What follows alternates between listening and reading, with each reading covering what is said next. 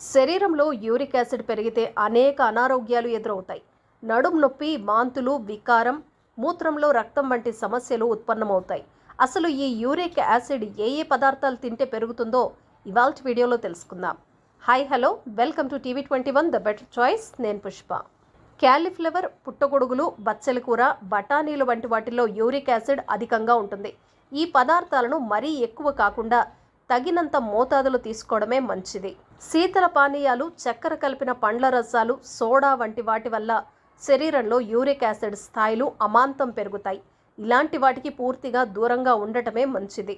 మాంసాహారాన్ని అధికంగా తీసుకోవటం వల్ల వాటిల్లో ఉండే ప్యూరిన్లతో శరీరంలో యూరిక్ యాసిడ్ పెరుగుతుంది. ఆర్థరైటిస్ ఉన్నవారికి ఈ సమస్య తీవ్రమయ్యే అవకాశం ఉంది. సిట్రస్ పళ్లల్లో శరీరానికి మేలు చేసే విటమిన్లు, పోషకాలు పుష్కలంగా ఉంటాయి. కానీ నిమ్మకాయలు ఎక్కువ తీసుకోవటం వల్ల శరీరంలో